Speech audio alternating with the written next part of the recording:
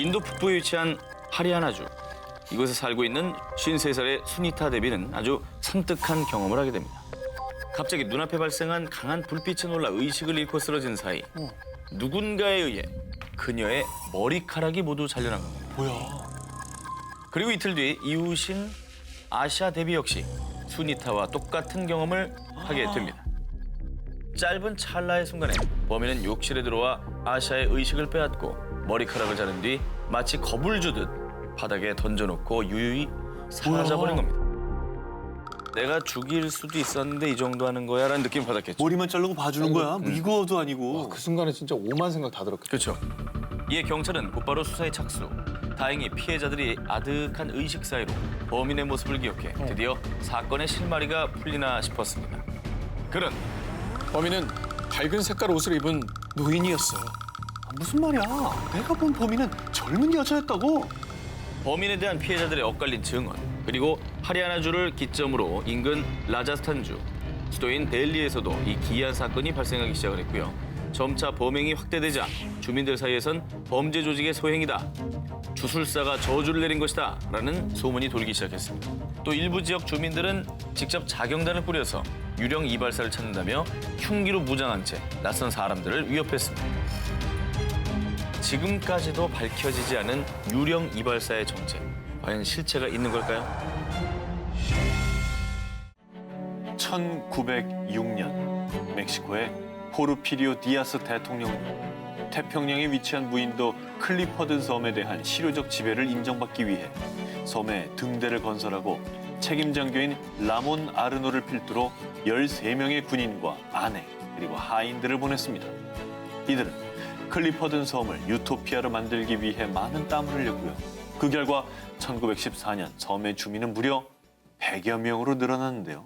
그런데 1910년에 멕시코 혁명이 일어나면서 이들을 섬으로 보낸 포르피리오 디아스 대통령이 사임됐고요.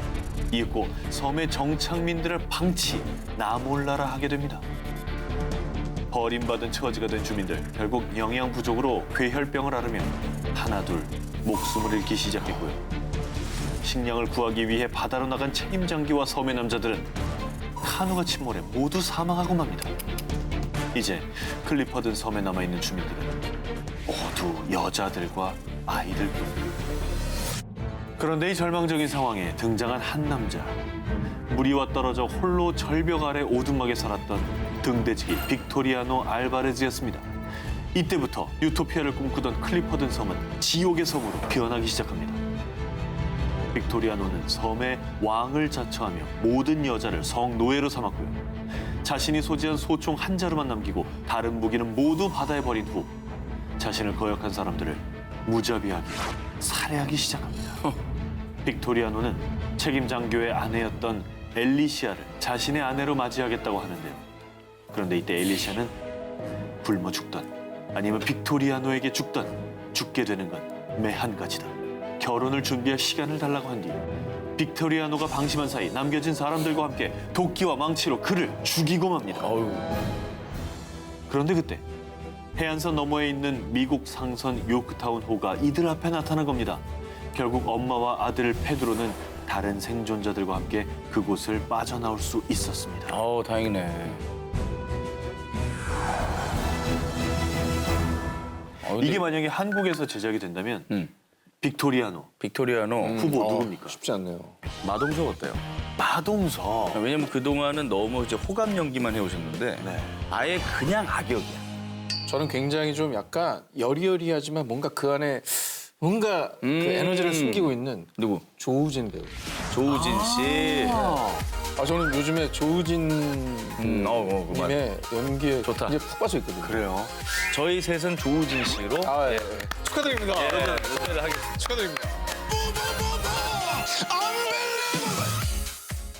이탈리아 남부의 한 마을 운전 중이던 알로이시오 조르다노 씨는 음주 단속 경찰을 만나게 됩니다. 잠시 검문이 있겠습니다. 어딘가 모르게 불안하고 떨리는 눈빛의 조르다노. 그런데 그때 여기요. 저 뒷좌석의 아이는 누굽니까? 아들인가요? 아무 대답도 하지 않는 조르다노. 결국 조르다노는 경찰과 함께 집으로 향했는데요. 그런데 경찰은 그의 집에 들어서자마자 놀라움을 금치 못합니다. 아, 뭐냐 또. 온 집안은 쥐와 벌레로 들끓었고 심지어 화장실도 플라스틱 양동이뿐. 그런데 더 충격적인 것은 이 지옥 같은 곳에 온몸이 찢기고 멍든 채 묵혀있는 여자와 날로 보이는 어린 소녀가 함께 있었다는 아, 겁니다. 이게 뭐야 또. 아니, 이게 도대체 무슨 상황이에요, 이게? 지난해 11월 이탈리아 전체를 큰 충격에 빠뜨린 이 사건. 지난 11월. 얼마 안 됐네요. 지난 11월이요? 그렇습니다. 이 비극의 시작은 10년 전으로 거슬러 올라갑니다. 이탈리아 남부 지젤리아 근처의 한 시골 마을에 루마니아 출신의 19세 소녀가 일자리를 구하기 위해 찾아왔는데요. 이 소녀가 찾은 일자리는 불치병을 앓고 혼자 사는 한 부인의 간병인 자리. 하지만 부인의 병색은 점점 악화되어 갔는데 그런데 그때 오랜 시간 집을 떠나 있던 부인의 남편 알로이시오 조르다노 씨가 돌아왔던 겁니다. 자, 그런데 안타깝게도 부인은 남편이 돌아온 지 얼마 되지 않아 결국 세상을 떠났는데요. 간병인 소녀에게 조르다노 씨는 당분간 지낼 장소를 마련해 주겠다고 했습니다. 그런데 그녀가 도착한 곳은 헐어빠진 오두막집 앞. 이때 뭔가 이상한 낌새를 느낀 소녀는 도망치려고 했지만 조르다노 씨에게 그대로 감금당하고 맙니다. 조르다노, 그의 정체는 알고 보니 여성 유괴 및 성폭행 혐의로 5년형을 선고받고 수감됐다가 풀려나 집을 오랜만에 찾아왔던 남자였던 겁니다. 자, 그리고 19세 소녀가 29이 될 때까지 무려 10여 년이나 흘러서야 세상에 알려진 지옥. 한 남자의 비뚤어진 욕망으로 짓밟힌 한 소녀의 10년. 그 시간은 그 무엇으로도 보상받을 수 없을 겁니다. 2011년 9월 어느 날 리앙시의 한 경찰서로 한 여성이 뛰쳐들어옵니다. 살려주세요. 지금 지하 감옥에서 탈출했어요. 거기에 다른 여자들도 더 있어요. 여자와 함께 급히 찾은 인근의 한 아파트. 평범해 보이는 아파트 외관과는 달리 지하에는 감옥으로 개조된 지하실이 존재했습니다. 그런데 더 놀라운 건 그곳에 3명의 여성이 갇혀있던 겁니다. 저렇게. 그렇게 그녀들의 존재와 함께 2011년 중국을 경악해 만든 사건의 전말이 드러나게 됩니다. 피의자 혐의는 고의 살인, 강간, 집단 매춤, 불법 감금, 마약 제조, 음란물 유포 등입니다. 이 엄청난 범죄를 저지른 사람은 단 한 사람. 그의 이름은 리하오. 리앙시 품질 및 기술 관리국에서 근무하는 공무원이었던 건데요.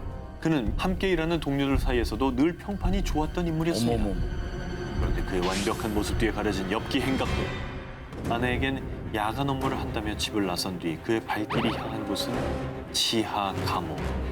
그곳에서 그는 자신이 납치한 여성들에게 폭행과 강간을 일삼았고 그러던 2011년 9월 많은 돈이 필요했던 리아오는 여성들에게 성매매를 시켰는데 감시가 허술한 틈을 타 한 여성이 탈출했고요. 경찰에 신고하며 그의 범죄가 세상에 알려지게 된 거죠. 인간의 탈을 쓴 짐승. 이 말이 그냥 딱 맞는 인간이네요. 인간이 가져서는 안 될 잔혹한 양면성, 완벽한 공무원의 이중생활이었습니다. 캐나다 세일리시 해안의 제다이아 섬을 찾은 한 가족. 천혜의 자연을 만끽하며 즐거운 시간을 보내고 있던 그때 어디선가 들려온 비명소리. 이 가족이 발견한 물체의 정체, 말 그대로 잘린 발이었습니다. 당시 제다이아 섬을 찾은 가족이 발견한 운동화는 양말을 신은 남성의 오른발이 들어있었습니다. 그리고 이로부터 일주일 후 인근의 가브리올라 섬에서도 또 다른 남성의 오른발이 발견되더니 무려 12년 동안 운동화를 신은 잘린 발이 18개나 발견되고 맙니다. 그런데 정말 더 의아하고 미스터리한 점은 발견된 발은 딱 복숭아 뼈 위치까지 잘려져 있었으며 운동화를 신었다는 공통점이 있었는데요. 아우, 웬일이에요. 이게 우리 저 한강에서 이런 일이 있다고 생각해보세요. 복숭아 뼈까지만 잘린 진짜 너무 무서운데요? 운동화 신는 발들이 막 18개가 발견했다고 생각해요. 오, 어머, 와, 다리도 못 건널 것 같은데 그러면? 이게 어디서 온 거야? 왜 그러는 거예요? 결국 캐나다 연방 경찰은 대대적인 조사에 나섰지만 안타깝게도 그 어떤 단서도 찾지 못했고요. 그렇지 않아도 잘린 발들이 혹시나 근처에서 풍랑을 맞은 어부나 여객기 사고의 희생자라고 추정해서 일일이 DNA 조사도 해봤지만 대부분 신원을 확인하지 못했다고 하는데요. 매년 잘린 발이 나타나는 공포의 해변. 영화한다면 캐스팅하시겠습니까?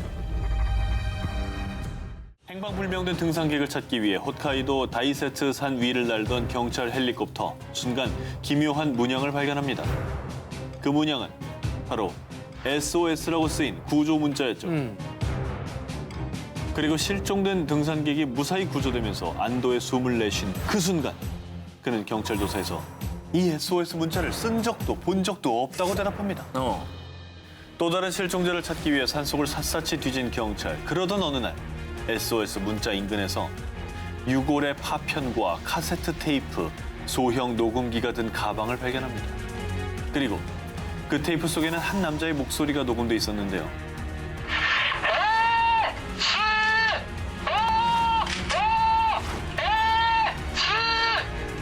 그 속에서 들려오는 건 누군가의 다급한 외침, 한 남성의 목소리였습니다. 왜 그래? 그렇게 경찰은 유골과 유류품을 테이프 속 남자의 것으로 판단했는데요. 하지만 여기서 의외의 상황이 벌어집니다. 바로 유골의 신원이 여성이었던 거죠. 어머, 남자 아니었어? 게다가 벼랑 위에서 움직일 수 없다라는 저 다급한 외침.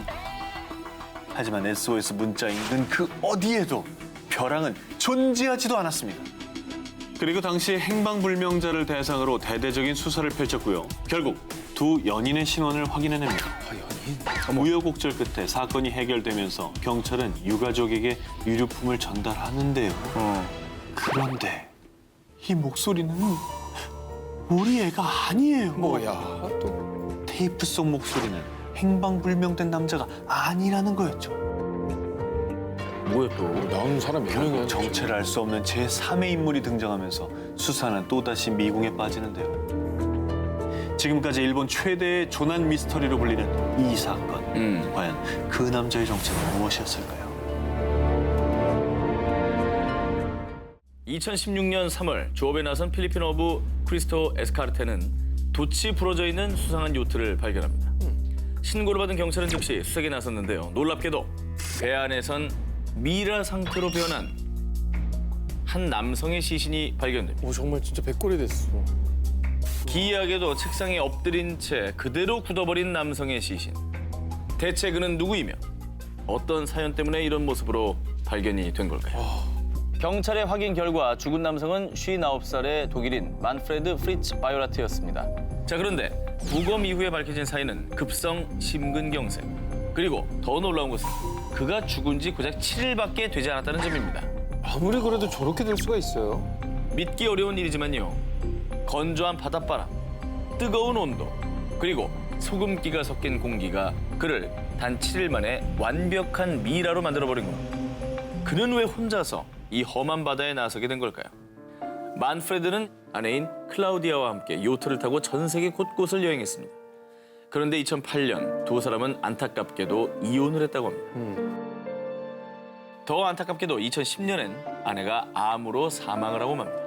하지만 아내와 헤어진 뒤에도 쓸쓸히 혼자 항해를 계속했던 만프레드. 그리고 2009년 그는 결국 실종이 됩니다. 그런데 미라게 된 남자 곁에 남겨진 마지막 메모가 미스터리를 더합니다. 우리는 지난 30년간 같은 길을 함께 걸었다. 그런데 어떤 힘이 우리를 갈라놓았고 당신은 떠났다. 마치 사망한 아내의 죽음을 아는 듯한 메시지를 남긴 거죠. 죽는 순간까지 아내를 추억했던 항해사 만프레드. 대체 그는 아내와 헤어진 7년간 어디를 그토록 헤매고 있었을까요? 미라가 된 항해사 남편의 풀리지 않는 미스터리였습니다. 33년 전 가슴 아픈 사건이 일어났던 그 현장. 우리나라의 대표적인 국제 관문 역할을 해온 김포국제공항입니다. 1986년 가장 큰 스포츠 행사인 아시안 게임을 앞두고 당시 공항은 눈코 뜰 새 없이 바쁜 상황이었습니다. 여느 날과 다를 것 없이 오가는 승객들로 분주했던 공항청사. 그런데 국제선 5번 출입구와 6번 출입구 사이에 있었던 스테인리스 쓰레기통에서 갑자기 큰 폭발이 일어났습니다. 이 폭발로 인해서 일가족 4명과 당시 공항관리공단 직원 1명은 그 자리에서 숨졌습니다. 현장을 수사한 관계자들에 따르면 당시 폭발은 수류탄 무려 7개와 맞먹는 폭발력을 지닌 것으로 추정. 자, 그런데요, 당시 사고를 두고 경찰은 물론 국가안전기획부, 보안사령부까지 합세해 수사를 했지만요. 모든 수사력을 동원했지만 아시안 게임을 앞둔 상황이라 단서가 너무 부족합니다. 라고 발표했고요. 결국 이 사건은 영구 미제 사건으로 분류가 됐습니다. 그런데 역사 속에 잊혀져 가던 이 충격적인 사건의 범인을 집요하게 쫓는 한 남자가 있었으니 바로 마이니치 신문사 무라타 노부이코 기자였습니다. 그는 무려 23년이 지난 2009년 3월 자신이 쫓은 진실을 세상에 알렸는데요. 사건의 배후 조종자는 고 김일성과 김정일. 범행을 지휘한 것은 무슬림 테러리스트 아부 니달로요. 청부 테러리스트로 악명 높은 아부 니달이 북한과 손을 잡고 김포공항 폭탄 테러를 벌였다는 사실을 동독 정부기관 슈타지의 비밀 기록을 통해 밝혀낸 것입니다. 그리고 이 보고서에는 김포공항에 잠입해 테러를 벌인 과정이 상세히 설명돼 있었는데 하지만 안타깝게도 초동 수사가 너무나 미흡했고요. 그날의 진실은 다시 어둠 속에 가려졌습니다. 그날 김포국제공항 테러 사건의 진실은 무엇일까요?